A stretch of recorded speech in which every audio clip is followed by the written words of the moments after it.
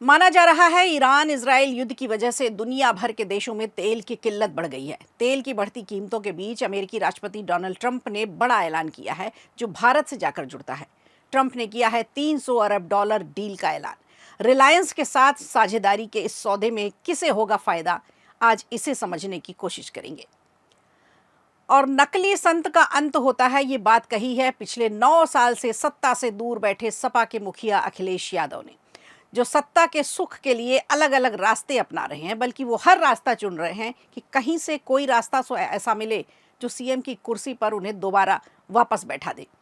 एक मुलाकात के बाद उनका योगी बाबा पर जुबानी अटैक अब सुर्खियों में है, तो पूरी खबर विस्तार से बताएंगे आपको। और लगभग 50 साल बाद राजस्थान विधानसभा में बड़ा बदलाव देखने को मिल सकता है, जिसके संकेत मिलने शुरू हो गए हैं। आने वाले समय में विधायकों की संख्या बढ़ने वाली है, वो कैसे, ये भी बताएंगे आपको आज के शो में। नमस्कार, खबर प्रधान शो देख रहे हैं आप और मैं हूं संगीता श्रीवास्तव।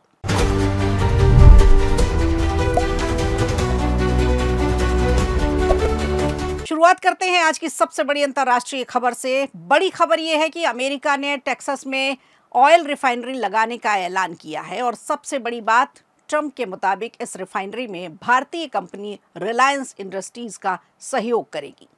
अमेरिकी राष्ट्रपति ने इसे अमेरिकी एनर्जी सेक्टर के लिए ऐतिहासिक कदम बताया है।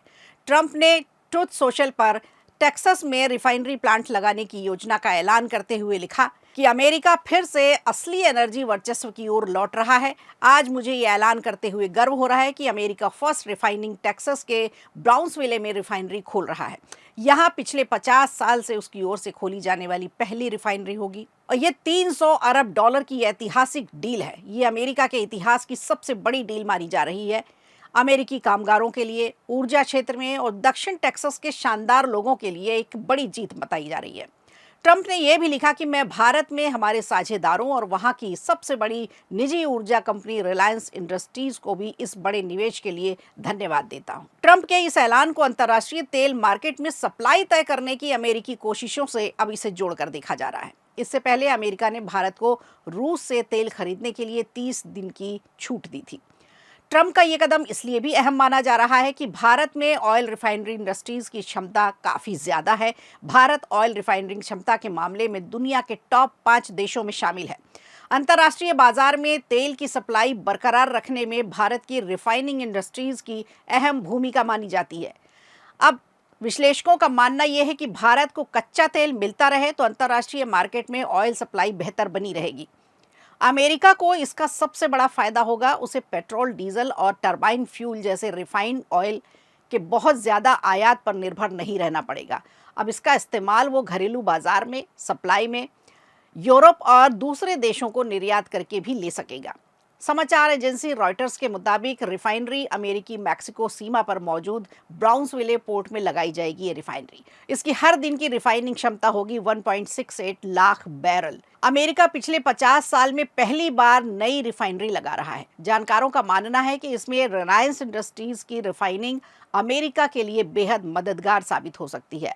एनर्जी पॉलिसी के जो विशेषज्ञ हैं उनका ये कहना है कि अमेरिका के पास आधुनिक रिफाइनरी नहीं है, जबकि रिलायंस के पास मॉडर्न और वर्ल्ड क्लास रिफाइनरीज है। रिलायंस इंडस्ट्रीज बड़ी मात्रा में पेट्रोल, डीजल और टरबाइन फ्यूल का निर्यात करती है, तो रिलायंस के लिए ये फायदे का सौदा हो इसलिए भी हो सकता है क्योंकि रिफाइनरी टेक्सास और मैक्सिको खाड़ी के बिल्कुल नज़दीक लगाई जाएगी, जहां काफ़ी मात्रा में कच्चा तेल उपलब्ध है। भारी कच्चे तेल की रिफाइनिंग क्षमता अमेरिका के पास नहीं है, ये भारत के पास है। इसमें रिलायंस की रिफाइनिंग मददगार होगी। तो एक तरह से ये दोनों देशों के लिए, अमेरिका के लिए भी और भारत के लिए भी, ऊर्जा के क्षेत्र में, तेल के क्षेत्र में एक बड़ी डील साबित होने जा रही है।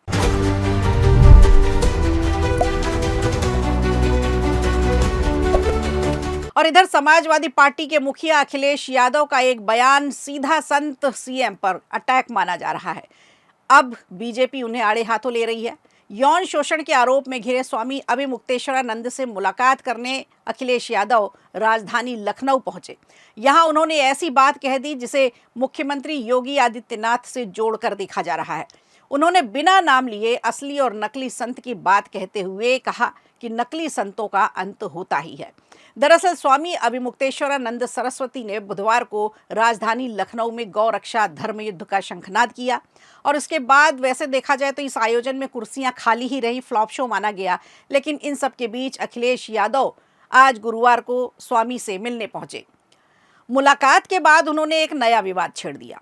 अभी तक वो मुख्यमंत्री योगी आदित्यनाथ के भगवा वस्त्र को लेकर के तंज कसते थे, उनके कान छेदने को लेकर के तंज कसा करते थे, अक्सर घेरा करते थे, लेकिन अब उन्होंने इनडायरेक्ट तरीके से उन्हें नकली संत ही बता दिया। स्वामी अभिमुक्तेश्वरानंद से उनकी ये मुलाकात के बाद ये बयान आया है। ये वही शंकराचार्य हैं जिन पर सपा के कार्यकाल में जमकर लाठियां बरसाई गई थी और आज अपने अपने स्वार्थ के लिए दोनों एक हो रहे हैं।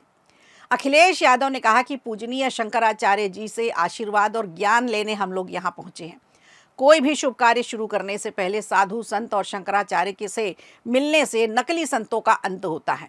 अखिलेश ने यह भी कहा कि गाय की सेवा के लिए हमारी सरकार ने बहुत सारे कदम उठाए थे। गाय की सेवा के लिए जो कुछ हो सकता है वो हम लोग अब भी करेंगे। तो अखिलेश यादव ने योगी सरकार पर तंज कसते हुए कहा कि आए दिन जो घटनाएं देखने को मिल रही हैं उसे लगता है कि उत्तर प्रदेश में कोई सरकार है ही नहीं, सरकार अपनी जिम्मेदारियों से भाग रही है। अखिलेश यादव यही नहीं रुके, उन्होंने एलपीजी संकट पर भी कहा कि अफवाह नहीं फैला रहा कोई, सरकार सबसे ज़्यादा भ्रम फैला रही है। तो अभिमुक्तेश्वरानंद से मुलाकात, असली नकली संत की बात और गैस संकट पर लगातार योगी सरकार पर हमला, ये यूं ही ऐसे ही नहीं किया जा रहा। ये सब 27 के चुनावों को देखते हुए आरोप मढ़े जा रहे हैं।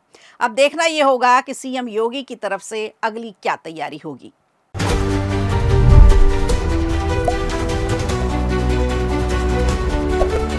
और आइए अब आपको लिए चलते हैं राजस्थान, जहां राजस्थान की राजनीति में अलग अलग तरह से हलचल देखी जा रही है। अभी पूर्व सीएम वसुंधरा राजे की पारिवारिक राजनीति का ताना बाना बुना जा रहा था, तो वहीं अब एक बड़ी खबर ये भी है कि बहुत जल्द यहाँ की विधानसभा की सीटों में बड़ा इजाफा देखने को मिल सकेगा। यानी विस्तार होने जा रहा है, परिसीमन होने जा रहा है और परिसीमन के बाद विधानसभा की सीटों में इजाफा होगा जो बढ़कर 270 तक हो सकती हैं। स्पीकर वासुदेव देवनानी ने 70 नई सीटें जुड़ने की संभावनाएं जताई हैं। विधानसभा अध्यक्ष ने कहा है कि देश में जल्द ही जनगणना कराए जाने की संभावना है और उसके बाद परिसीमन की प्रक्रिया शुरू हो जाएगी। तो वर्तमान में राजस्थान विधानसभा में 200 विधायक बैठते हैं, 200 के लिए सीटें हैं, लेकिन परिसीमन के बाद 70 नए विधायक और भी जुड़ सकते हैं, यानी 70 सीटों का इजाफा देखने को मिल सकेगा। देवनानी ने यह भी बताया कि भविष्य की ज़रूरतों को ध्यान में रखते हुए विधानसभा भवन में 280 विधायकों के बैठने की क्षमता वाला एक बड़ा हॉल बनाने की तैयारी की जा रही है। उन्होंने बताया कि इसके लिए स्ट्रक्चर पहले से तैयार कर लिया गया है, नक्शा बना लिया गया है, मैप तैयार कर लिया गया है ताकि भविष्य में बढ़ने वाली संख्या को आसानी से समायोजित किया जा सके। वैसे भी राजस्थान में विधानसभा सीटों की संख्या समय समय पर पहले भी बढ़ती रही है। वर्ष 1952 में हुए पहले विधानसभा चुनाव में राज्य में केवल 160 सीटें थीं। इसके बाद 1957 के चुनाव में 16 सीटों की बढ़ोतरी हुई और कुल सीटें हो गई 176। और इसके लगभग 10 साल बाद 1967 के चुनाव में फिर 8 सीटें बढ़ाई गई और संख्या बढ़कर हो गई 184।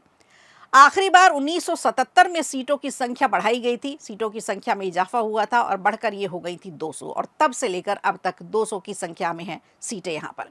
इसके बाद से विधानसभा सीटों में कोई परिवर्तन नहीं हुआ। जाहिर है स्पीकर के इस बयान के बाद राज्य की राजनीति गर्मा गई है। परिसीमन और सीटों के संभावित पुनर्गठन को लेकर चर्चाएं तेज हो गई हैं, बहस हो रही है, क्योंकि वर्ष 1977 के बाद से अब तक यहाँ कोई बदलाव नहीं हुआ है। तो मुख्यमंत्री भजनलाल शर्मा ने तो इसके लिए 14 करोड़ रुपए देने की घोषणा भी कर दी है। इस सेंट्रल हॉल में सभी दलों के विधायक एक साथ बैठकर चर्चा कर सकेंगे। परिसीमन के बाद 2028 के चुनाव की तैयारी होगी और इस चुनाव में सीटों की संख्या बढ़नी है, ये बात तो निश्चित हो चुकी है, ये तय है। तो भविष्य में विधायकों की संख्या बढ़ने पर उसी हॉल का उपयोग किया जा सकेगा। राजस्थान देखिए तैयार हो रहा है अब 2028 के चुनावों के लिए। और अब आप हमें इजाज़त दीजिए, खबर प्रधान देखते रहिए। नमस्कार। वीडियो अच्छा लगा हो तो लाइक कीजिए, शेयर कीजिए और कमेंट बॉक्स में हमें ज़रूर बताइए।